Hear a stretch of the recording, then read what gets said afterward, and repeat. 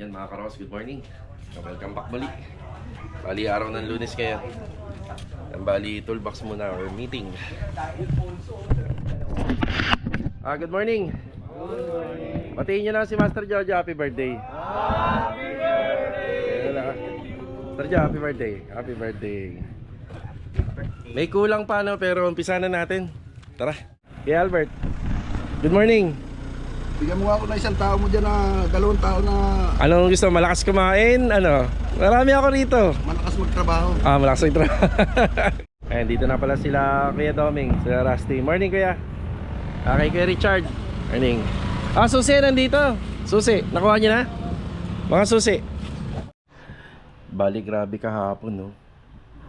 Diyan kami dumaan kahapon sa may EDSA.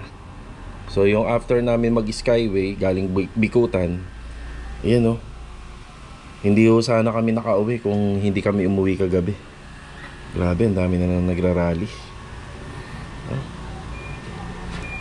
Yan, papunta tayo ng Riego de Dios project. So umorder na ako ng floor drain. Ito yung kinakabit namin minsan sa catch basin. Ito yung pinang-cover natin. Stainless na siya kasi yung catch basin at saka yung septic tank, bali nandun yung moisture, nandun yung tubig. Ito nakuha ko nung Saturday. Makukompleto na yung ceiling spandrel natin dito sa phase 3. Okay, tara. Mga karos, ito bago tayo umalis, bago tayo mag-update sa ating mga ongoing project. Yan, bali ang content po natin ngayon, meron po akong ipapakita sa vlog. Meron po kasing nagpapasalo ng unit. So bali nasa 190 square meter po siya dito sa Anyana Bel Air Central. So bali lupa pa lang po siya at wala pang naitatayong bahay. Ay mga karos, sa mga interesado nga po pala na kumuha ng 190 square meter, pakicontact po to si Ma'am Riz Jai. Ayan, direct po kayo sa agent po na to. So sa atin lang po is vlogging. So sinama lang po natin sa content natin ngayong araw. Baka merong nanonood dito na magkaroon ng interest sa pagkuha po ng mga pasalo na bahay.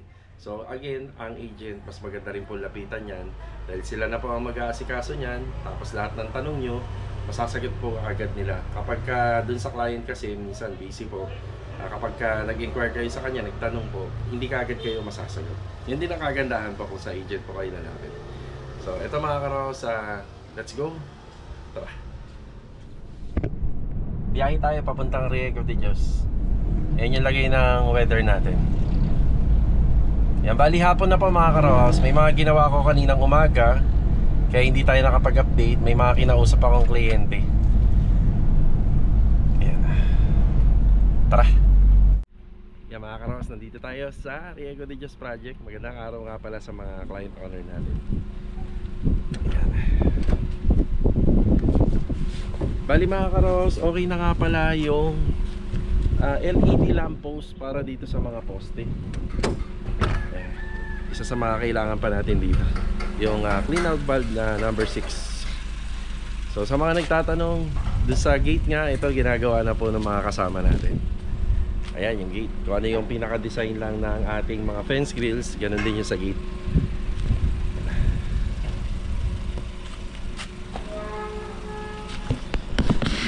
Ginagawa na ni Bilog at saka ni Adonis.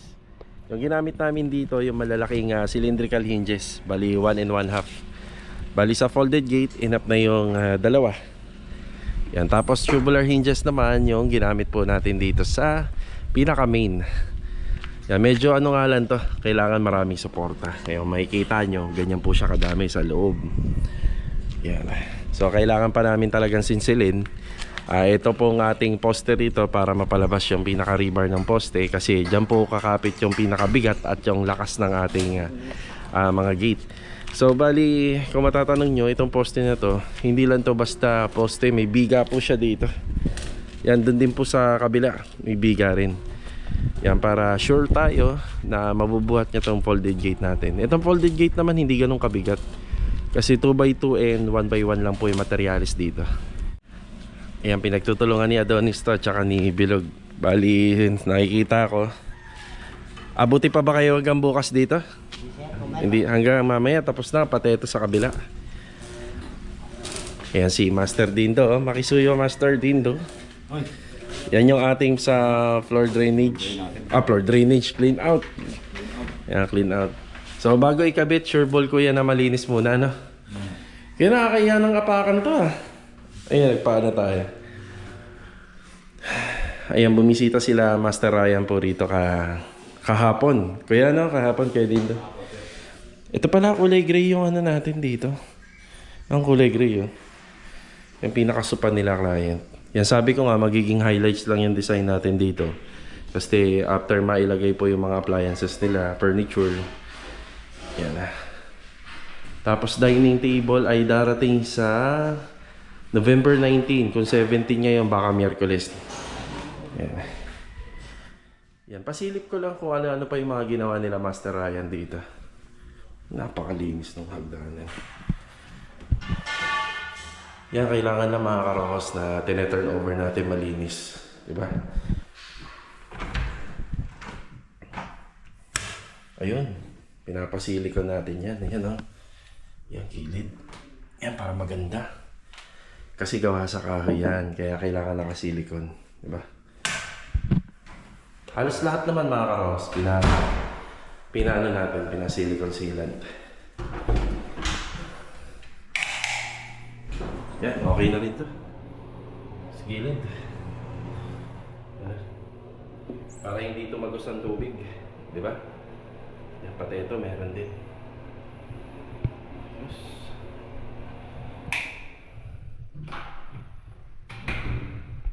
Yan, halos lahat ng cabinet. Lahat ng closet. Pati yung mga windows, yan, pinasuyo na natin.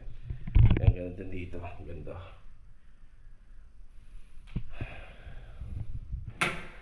Tapos lahat ng bintana, yan pinano na po natin, yung ikutan na natin lahat sa kanila.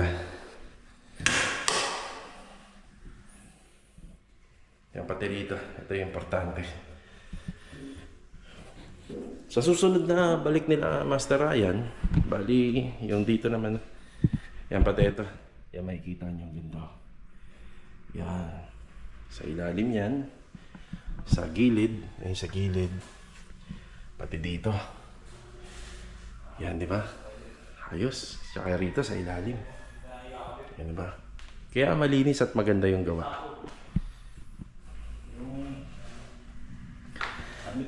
Ang ganda ko yan, nadali naman pala niya, no, lahat na. Yes, sir. Oo. Saan niya yung mga... Tapos yung dito na lang. Ito, hindi nga kasi. Pagbalik na, pagdating dito. Kasi magdudumi pa eh. Yan, tama po yan. At mga gilid dito. Yan. Yan, ayos yan, kuya. Sige.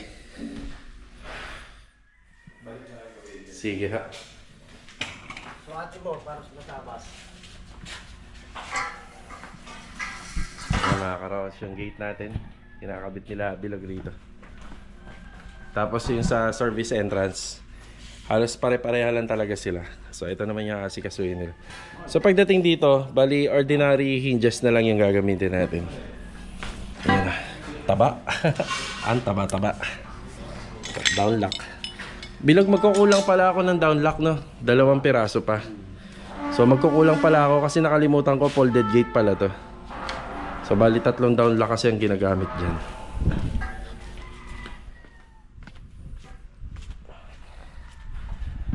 Okay na tayo rito. Dumaan muna kami rito ni Mrs. sa Tri-Stellar. Yan, isa to sa mga malalaking bilihan ng bigas dito sa lugar namin sa Bagtas. Pero hindi bigas yung bibilhin namin dito, yung sako po ng bigas.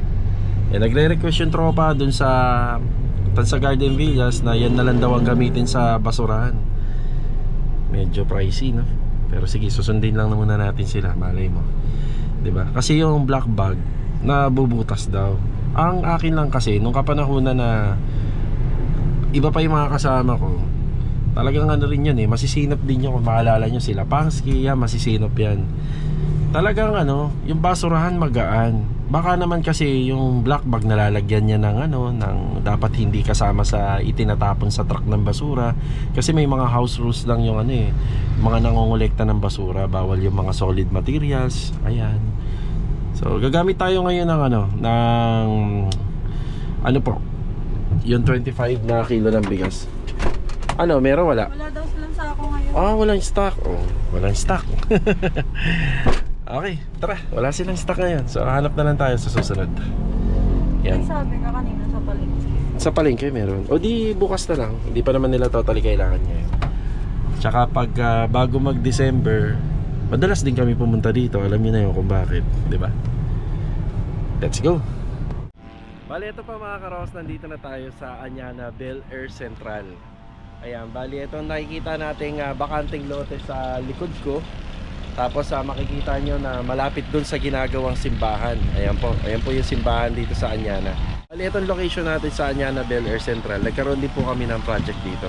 Tapos ito mga karos, high-end po itong subdivision na to dito sa Anyana. At saka secured community. Then malapit po tayo sa SM. Tapos malapit tayo sa pinaka-gate. Kung makukuha nyo po itong lote po na to. Then kahit pa paano po mga karos, marami pong mga dinedevelop ng lugar dito banda sa may Anyana. Ayan, bali, pakita ko sa inyo yung pinaka-area. So 190 square meter. Ayan po. Ayan po yung perimeter wall po natin. Tapos malapit po tayo sa pinaka-guardhouse. So ito nga po pala mga ka-row-house, kung may interesado po kayo, paki-contact po itong sa may Facebook account. So dyan nyo po itanong lahat ng detalye tungkol po dito. Alam nyo naman pagkapasalo, syempre may mga una ng ginastos yan, may una ng mga nilabas na pera yan. Tapos bigyan ko kayo ng idea, kapag kinuha nyo po yung lote, nasa sa inyo po yan kung gusto nyo i-turn over na may bahay na, or kayo mismo yung magpapagawa ng bahay. Suggest natin dyan, kapag kaganyan na pre-selling pa lang siya or lupa pa lang mas maganda, kayo na po yung magpatayo ng bahay. Pwede naman po yun dito sa Anyana. Siyempre meron lang din na mga susundin na mga house rules and restriction regarding sa mga renovation. So hindi naman po lahat to. So nakikita niyo yung gitna na yan, yung kalahati niyan papunta rito. Yan, dito po nakalocate yung 190 square meter. So pag sinabing 190 square meter, parang halos 2 kalahating ganyan po yun. Kung susukatin, yan 2 kalahating ganyan. So yan, medyo malaki-laki at maluwag-luwag, di ba? So ito, tandaan nyo, yan, yung may mga halaman na yan dyan. Tapos malapit sa ginagawang simbahan dito sa Anyana.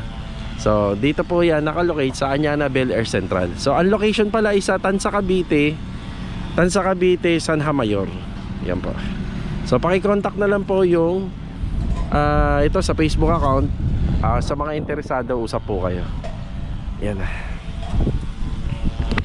Okay, shoutout po kay Ma'am Ritz Jai. And shoutout na rin po sa client owner. So hindi naman po sponsored tong vlog natin para i-promote po yung nagpapasalo. Bali, kusang loob na lang natin at mai-vlog kasi isa to sa mga viewers natin, regular viewers natin dito sa YouTube at saka sa Facebook. Itong agent nitong pasalo na unit. Ayan. Mga karos, sa mga gusto, sana magkasundo kayo at sana makuha nyo. Magandang area, diba? Anyana Bel Air East mga karos, kasi syempre nandun na rin tayo sa Anyana Bel Air Central. Diretso tayo rito. Nagkakaroon na uli kami ng konti-konting kalat dito. Ito yung pinagbistayan. Kasi ito yung panambak at basura. Konti pa kasi ito, kaya hindi pa tayo makapagpahakot. Yan. Ito na nga pala yung covered ng tiles ni Ricky. Ayan. Yan, pagdating po banda rito, yan, papansin nyo, iba na yung tiles. Kasi yung sa garahe talagang gusto nila client na ito yung ilagay nila. Yan, magkakaroon po siya ng design. Yan, magkaiba. Ayan si Ricky. Si Kuya Boy, bali nag-terminate na yata siya ng, ay, ayun na pala, oh. Yan na yung ating bagong breaker. So 2-layer panel po yan. So nagdagdag tayo kasi kita niya medyo malaki yung bahay. Tapos dito, Kuya Boy, walang ilaw. Paano nga? Kaya mo lagyan? Ayaw nga pala, no? Nag-ano ka nga pala. Sorry. So dito pala, si Louie po kasi 1 week lang talaga siya rito sa sa Anyana. Yung muntikan niya to matapos. Konti na lang, may markings na nga po pala siya rito. So ganito po yung gagawin dyan. Sisinsilin to, pero may matitirang semento rito. Para kapag nilagay yung lababo, nakapatong po siya rito. Kasi ang gusto ni client, pantay yung pinaka-kahan ng lababo sa tiles. Yung ganun po yung gagawin natin para matibay. Yan, muntik na matapos ni Louie to. Ayan, binuksan na ni Kuya Boy. Tapos may mga dumating dito kasi nung araw ng Sabado, na late na lang sila client kasi medyo traffic. Rain shoot, ayan La Germania. Tapos ano to, induction cooker. Then aside pa doon, meron pa silang dala na isa. Nandun sa isang kwarto. Yan. Yan.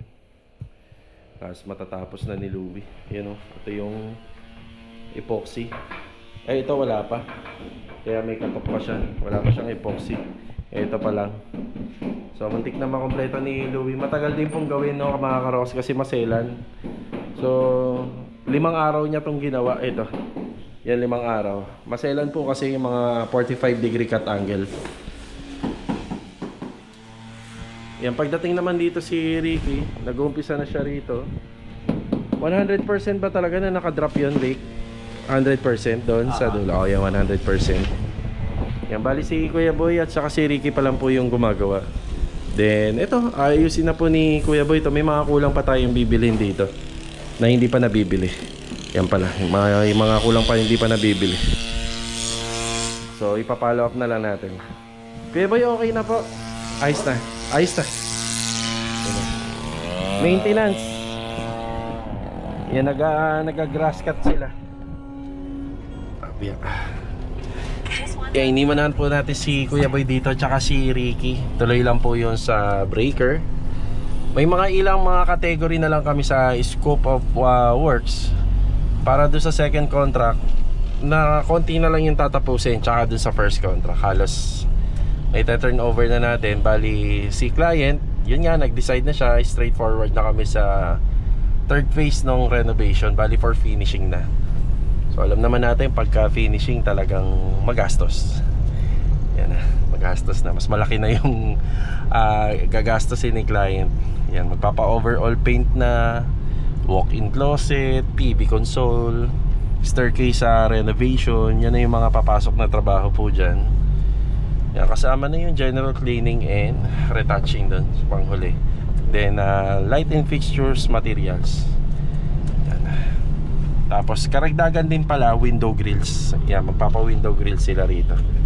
Tapos yung sa project natin sa Riego de Dios, meron akong ilan na naispatan na comment na wala pong window grills dun sa project natin. Hindi po magpapalagay sila client.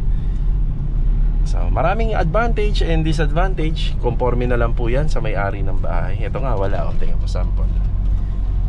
Wala yan lahat ng kabila. Let's go.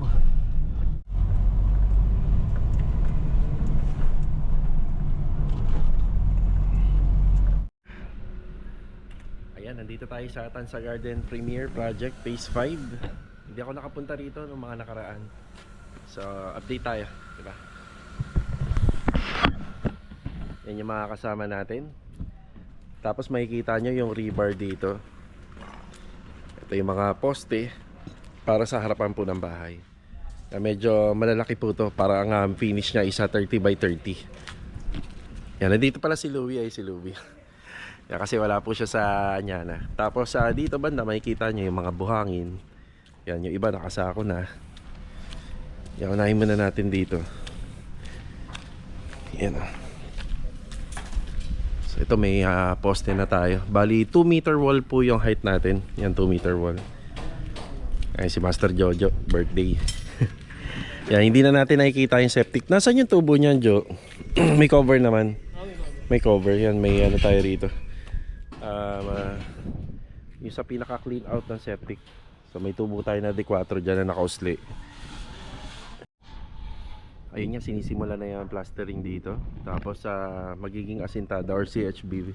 Ito sagad na 2 metro ang taas. Tapos pagdating dito siguro mga 2 to 3 to 4 layer pataas. Nalobat yung GoPro camera. Ayun nga, pagdating po dito banda sa area na to. Yan na. So maaari dito 2 to 3 to 4 layer. Depende kay client sa taas. Pero siguro hanggang 3 layer lang. Kasi gusto daw nila kahit pa paano may pumapasok pa na hangin. Tapos dito fence grills na.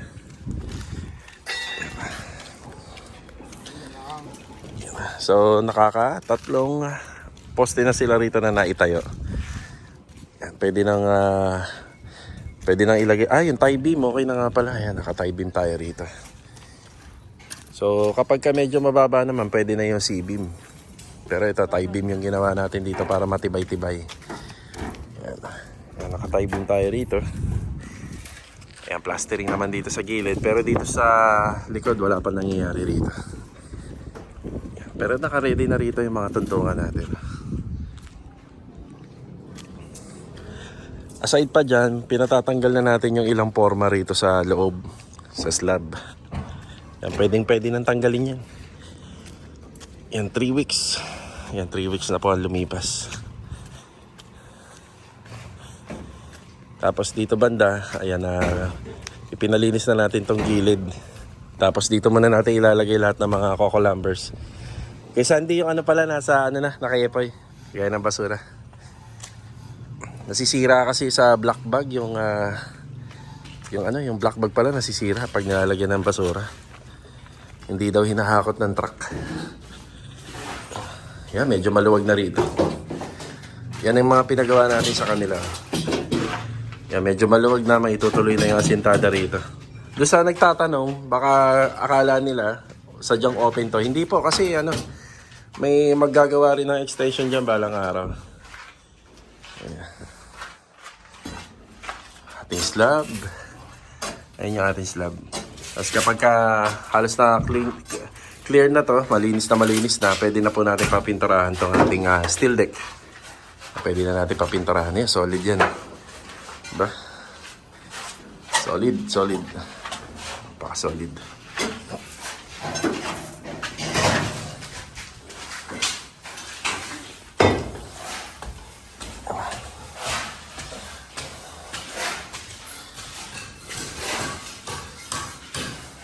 Maganda-ganda na plastering dito.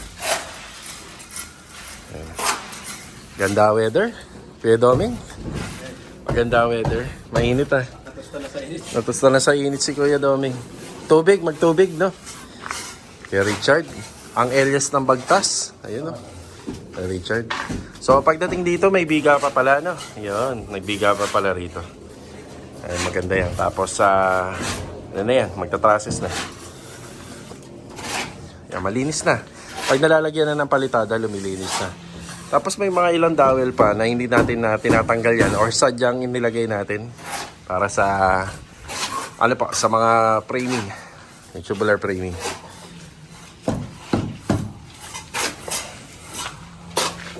Yan. Tapos ganito pinagagawa natin kasi kapag nailagay po yung ating rito, yung kakapal pa ng bahagi ito sa palitada, ito ang hahabulin. So, nakadrop para pag nilagay po yung aluminum sliding, yan, dito po yung napupunta para hindi papasok ang tubig. Yan, tama yan. Yan.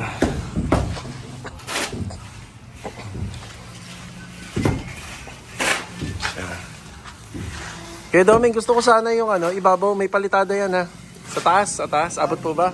Yan tama na. Meron walang iiwan na ampaw. Yung ganun po yung pinagawa natin. Ayan. Para pagka nilagay yung mga flashing sa sa bubong, yung capping, maganda yung capping, hindi matutupi. Yan na.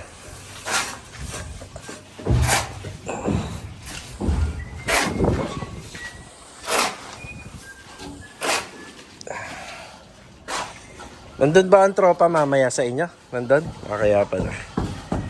Si Marvin parang hindi ka pinapawisan, Marvin nagtitipid ka kasi may inuman mamaya. No? Kaya Doming, mukhang maaga malalasing to. Tingnan mo yung tsura.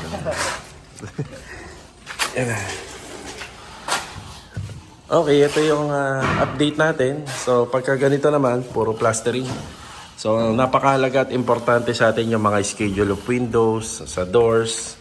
So, yan po yung tinitingnan natin. Lahat po yan ay papantayin nila. So, 0-0. Tapos, nasa hulog at saka levelado. Yan po yung gagawin nila rito. Kailangan po yan levelado at saka po lahat. Nasa hulog. Para hindi po tayo magkakaroon ng problema sa mga ikakabit natin. Tapos, ito, clearing na. Yan si Louie. Louie, yung mo? Okay na? Sa police clearance mo? Mamayang hapon. Kaya Carol, paano mo nga? Magpapaschedule ka. Tapos renew na lang yun. Oo, online na ngayon. Magpa-online ka mamaya. Pag nandun tayo. Na, baklasan na po. Baklasan na. Tapos, dadalhin na po nila to sa gilid. May trapal naman tayo rito pang cover. Tapos yung ilan sa mga to, ibibigay natin dun sa project natin sa phase 3. Tsaka yung paparating natin na project din sa phase 6 ng Lumina. Yan. Hindi pa po tayo natatapos sa Lumina. Meron pa rin po kasi tayong tanggap dun. Yan. Kaya dun sa mga naka-line up namin na project, kailangan tapusin po muna namin yung mga nauna. Medyo lumilinis na yung harapan ng bahay. Yan, ganyan naman yan kapag nalagyan na ng plastering. Halos pumapantay na siya doon sa existing na unit. Diba? Tapos dito, sa mga araw na lilipas, sa mga susunod na araw, magkakaroon na po ng bakod to. So, ang tinatanggal muna namin dito ng buhangin, itong patagilid.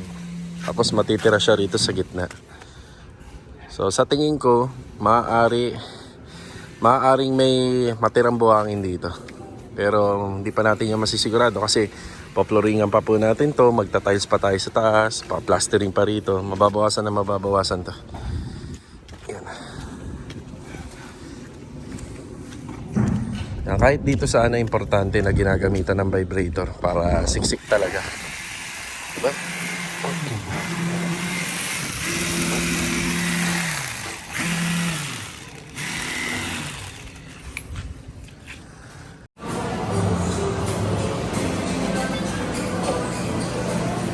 Cake? Ito yung masarap. Paborito nila. Oo, paborito nila to. Okay.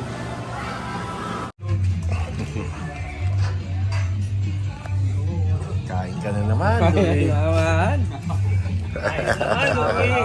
Happy birthday. Thank you. Yan o. Are. Ogie. Leslie. Ay, ang dilim eh. JJ. Yan na.